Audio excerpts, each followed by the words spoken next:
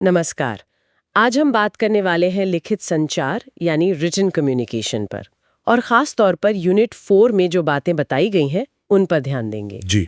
हमारा इरादा है कि इस यूनिट के जो मुख्य बिंदु है उनको अच्छे से समझें, जैसे कि लिखित संचार असल में है क्या, क्यों इतना जरूरी है और इसके अलग-अलग रूप और सिद्धांत क्या हैं। कोशिश ये रहेगी कि स्टूडेंट्स के लिए इसे आसान बना सकें। हाँ, ये बहुत जरूरी है। इस यूनिट में लिखित संचार का मतलब, उसका महत्व, उसके प्रकार, अच्छा लिखने के क्या नियम हैं, फिर नौकरी के लिए आवेदन कैसे लिखें, बायोडाटा या रिज्यूम कैसे बनाएं, रिपोर्ट लेखन, उसके प्रकार, फॉर्मेट, और हाँ, बिजनेस लेटर्स, उनके प्रकार और लेआउट। काफी कुछ है इसमें। जी हाँ, काफी विस्तृत है ये यूनिट। तो चलिए शुरू करते हैं।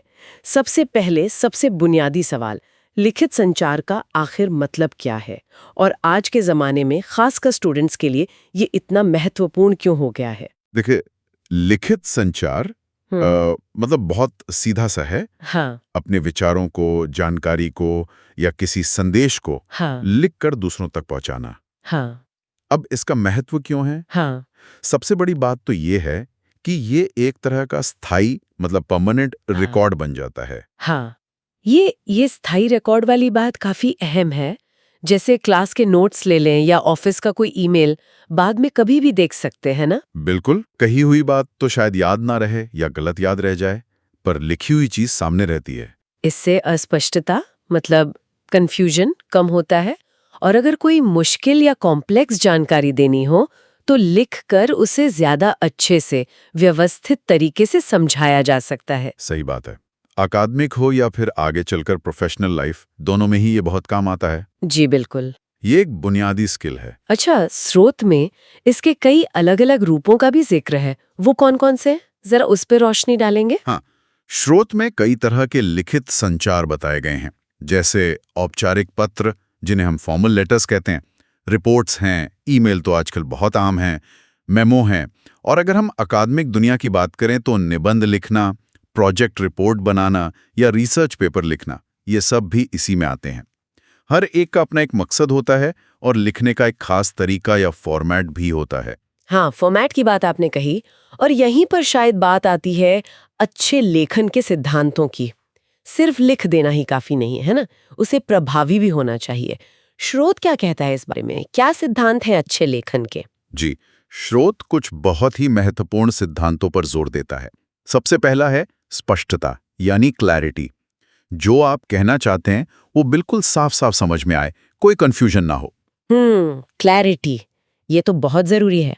फिर है संक्षिप्तता, कॉन्साइजनेस, मतलब कम से कम शब्दों में अपनी पूरी बात कह देना, गैर जरूरी बातें हटा देना। हाँ, ये सुनने में आसान लगता है पर कई बार मुश्किल हो जाता है, कम शब्दों में सब कुछ कहना। सही कहा आपने, अभ्यास से आता है ये। इसके अलावा सटीकता, करेक्टनेस, यानी व्याकरण सही हो, स्पेलिंग ठीक हो, जो तथ्य आप दे रहे हों वो सही हो। गलतियों से बचना है ना? बिल्कुल।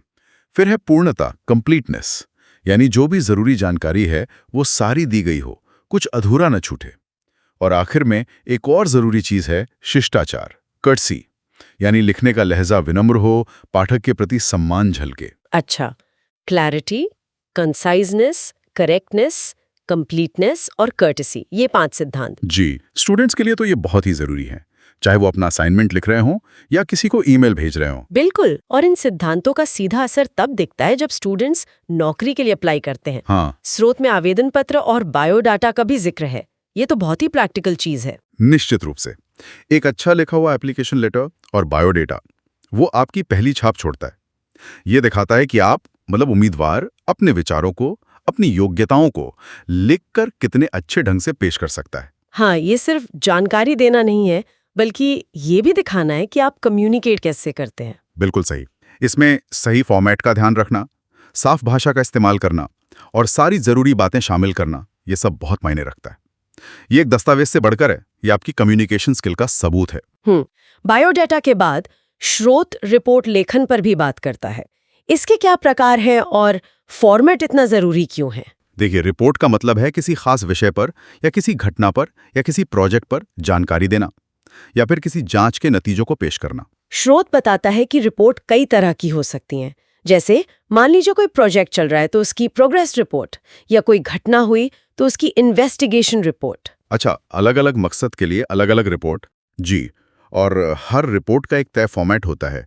जैसे उसमें एक टाइटल होगा, एक इंट्रोडक्शन होगा, फिर मेन बॉडी होगी जिसमें सारी डिटेल्स होंगी और आखिर में निष्कर्ष या सुझाव होंगे।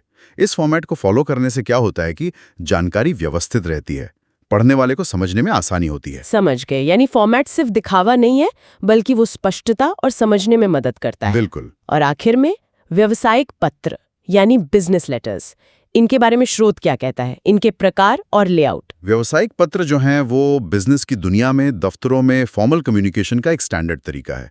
ये भी कई तरह के होते हैं।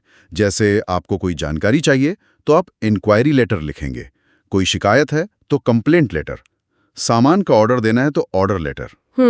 यहाँ भी सही तरह का पत्र चुनना और उसका जो तय लेआउट या फॉर्मेट है, मतलब कहाँ पता लिखना है, तारीख कहाँ डालनी है, कैसे संबोधित करना है, कैसे खत्म करना है, इन सब चीजों का ध्यान रखना आपके प्रोफेशनलिज्म दिखाता है और ये पक्का करता है कि आपका मैसेज सही तरीके से पहुंच जाए।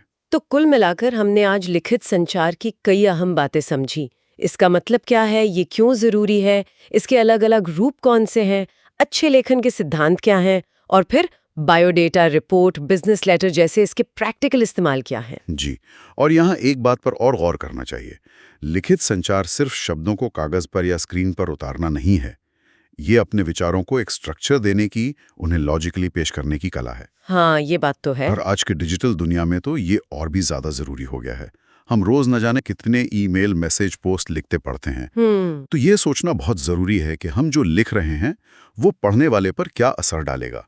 क्या हमारा मतलब ठीक वैसे ही समझ आ रहा है जैसा हम चाहते हैं? ये सोचने वाली बात है। ये सिर्फ एक स्किल नहीं है, बल्कि सोचने का, अपने विचारों को व्यवस्थित करने का एक तरीका है जो हर क्षेत्र में काम आता है। बिल्कुल सही कहा। इसी विचार के साथ आज की ये चर्चा यहीं समाप्त करते हैं।